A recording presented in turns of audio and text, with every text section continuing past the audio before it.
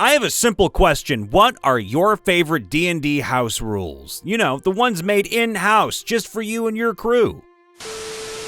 I completely ignore the way skill checks are typically meant to work. Now, firstly, I have degrees of success. If you're trying to pick a lock, rather than it just being above 10 it opens, below 10 it doesn't, it's more like this.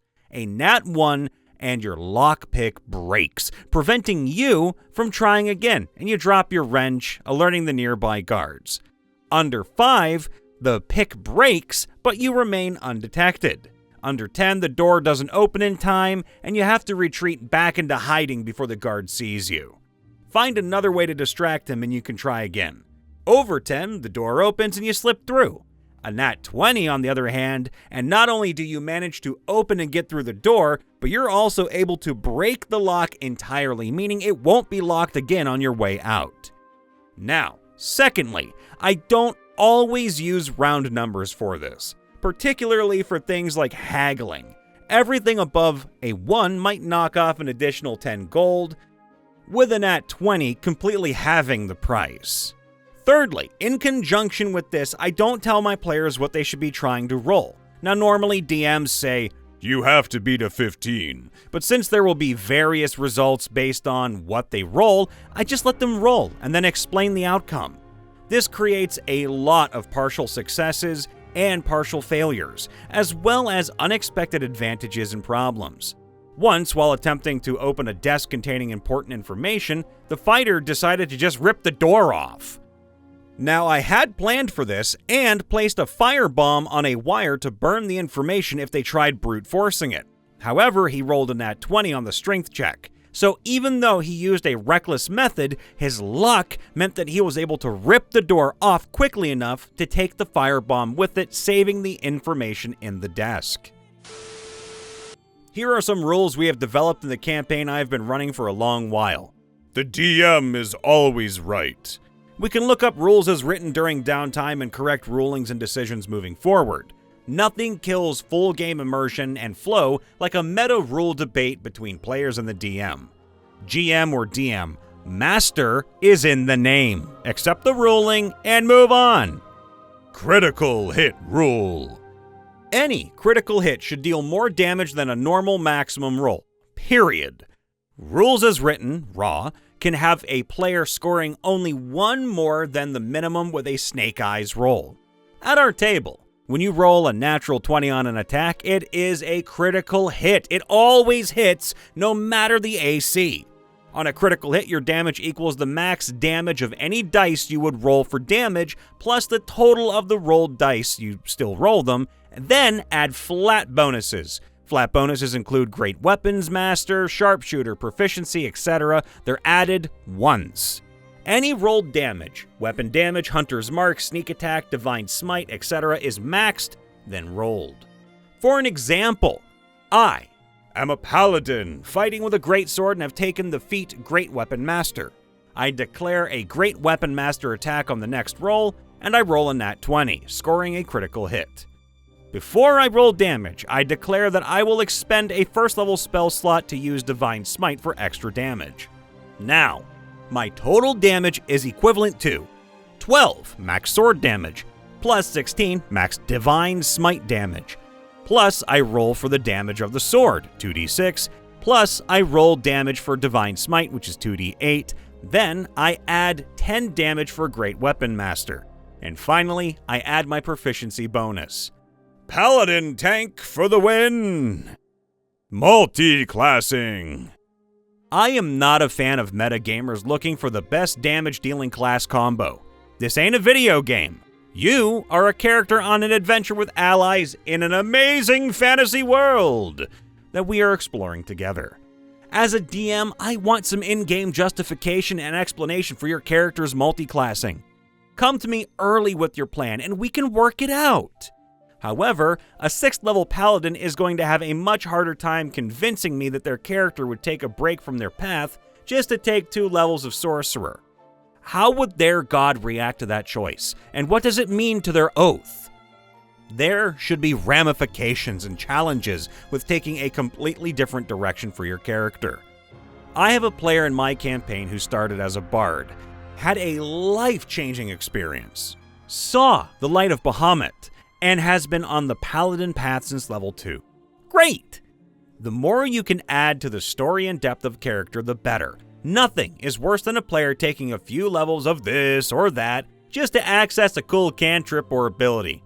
In-game choices need to be choices your character would reasonably make. D&D is a game you play, not a game you win. The Ring of Bears. Originally a joke idea proposed by a player, the Ring of Bears soon became a ridiculous reality, much to my chagrin as the DM. This ring, an otherwise tasteless iron band engraved with a bear, has the capability of creating absolute and utter chaos, derailing plot lines harder than a train hitting a cow.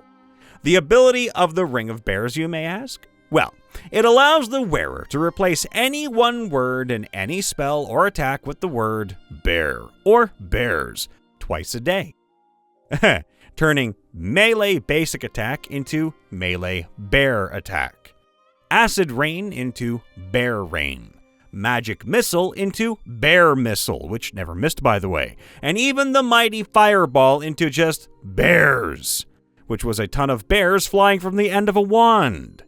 The effect of these spells was up to me to determine, and it often resulted in a lot of pissed off or dead bears littering the battlefield. Its usage culminated in a boss battle when it was used to turn Wall of Ice into Wall of Bears, resulting in a 60-foot wide, 30-foot high wall of bears which promptly collapsed onto our enemies, killing them instantaneously. Don't mess with the bears. The results will be unbearable. Throw down a token.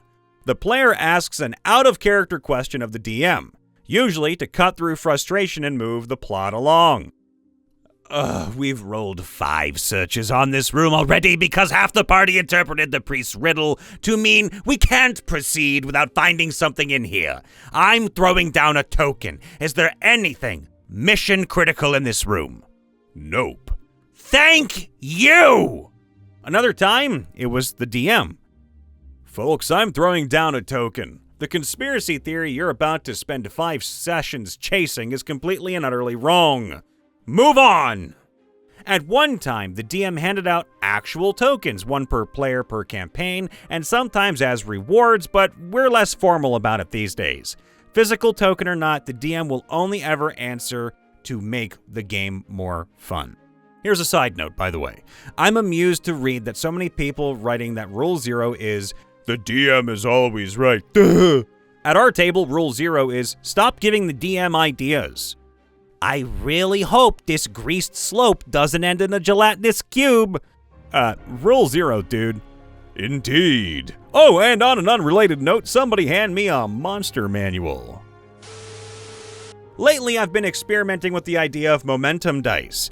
Given enough force behind a melee weapon attack or grapple, it deals additional damage. For example, running 20 feet directly toward an enemy before attacking may cause the hit to deal an additional 1d6 of the weapon's damage type, but may impose disadvantage as you telegraph your movements. Fair dues. Perhaps your PC swings from a rope, and 2d6 would better represent their speed. Or maybe your half-orc PC is falling at terminal velocity and drives a greatsword into a big baddie. Why not make it deal 8d6, baby? I think my players feel a clear sense of reward for attacking in creative ways. It definitely works best in a just-for-fun party where your players enjoy the role-playing of battle. Waking up from unconsciousness during combat incurs levels of exhaustion. This is one house rule that, as far as I'm aware, is my own creation, and I have not heard of any other DMs instituting rules like this one. Now, to be clear, I do not mean permanent levels of exhaustion. The rule works as follows. A character is knocked unconscious during battle as a result of hit point damage. If that character is subsequently revived during that battle, via healing word or other magic, they suffer 1 level of exhaustion. This is cumulative for each time they are revived during that battle. When the battle is completed and the party is given time to rest, all exhaustion levels caused by the battle are removed. So, Why do I do this? One of my pet peeves with 5th edition and other editions, though it seems most prominent in 5th edition, is when a player is knocked down to 0 hit points, essentially suffering a near-death experience, only to be revived with 1 bonus action from the healer. The character is healed to 1 or more hit points and then continues fighting as though nothing happened. To me, this is not a satisfying way to handle climactic fights for either the players or the DM. So I instituted this rule, which applies to both players and enemies, though admittedly players experience it far more than monsters. My players have enjoyed the increased tension and dangerous fights that this rule brings, because being unconscious now carries real danger and consequences. Now, one of my players, who is also a DM, even introduced this rule into her campaign after our experiences with it in my sessions. I highly recommend trying it out to see if it fits for any DMs out there.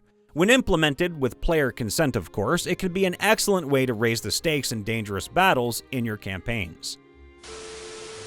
Our old Pathfinder DM completely disregarded encumbrance rules for armor and weapons if we were wearing them, mostly because it just caused us annoyance. He kept the arcane failure rules and the weight rules for simply carrying gear. This helped a lot, by the way, as it allowed those of us looking to be armored and ranged, my cavern sniper, my friend's ranger, etc., to actually carry our equipment. Another thing he did was allow us to pick Dex Mastery as a feat, which let us add our dexterity modifier to ranged damage rolls.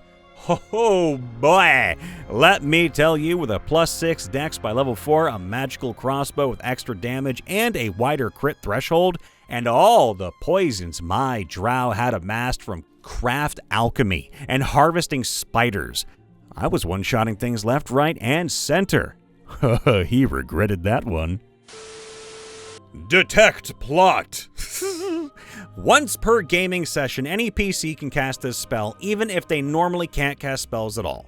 It causes a large flashing red arrow to fall out of the sky and point in the direction the party should travel. An NPC they should talk to, or an object they should investigate. It was meant to be used only when no one has any idea of what to do next, and it was never actually used in any game I've DM'd. The prayers of a righteous person can move mountains. A religious PC can make a plea to their deity to ask for help in a desperate situation. The DM makes a secret roll which doesn't actually matter and determines whether the deity will answer the prayer, and if so, what form the help will take. In practice, the prayers were answered rarely, but when they were, the results could be anything. Some examples included a spiritual weapon appearing and helping the heroes fight, a lantern archon appearing and singing in celestial, which had the effect of bardic music, or the bad guys suddenly remembering that these aren't the heroes their boss sent them to kill. KOTOR, Knights of the Old Republic, Toughness. We all agreed that the toughness feat, as it existed in 3.0 and 3.5, was worthless after the first couple of levels. So, we house ruled it to work the way it does in Knights of the Old Republic, or KOTOR. Instead of +3 HP, toughness gives you 1 additional HP per level, and it can be taken up to 3 times, and the effects stack. Hey everybody, Brian Von VA checking in after the vid. Make sure to leave a like, subscribe, ring that bell, and of course, if you want to help us keep the lights on, doing us a huge favor would be to join our membership. You don't have to, but if you do, you get early access to videos, so you can get those bragging rights in, and of course, you might get some other goodies too, such as, outtakes, which I stumble, mumble, and bumble enough for any rogue who's rolling nat ones constantly while trying to detect any traps out there, so you might enjoy some of those too. We love you all, be safe, see you next time, bye for now.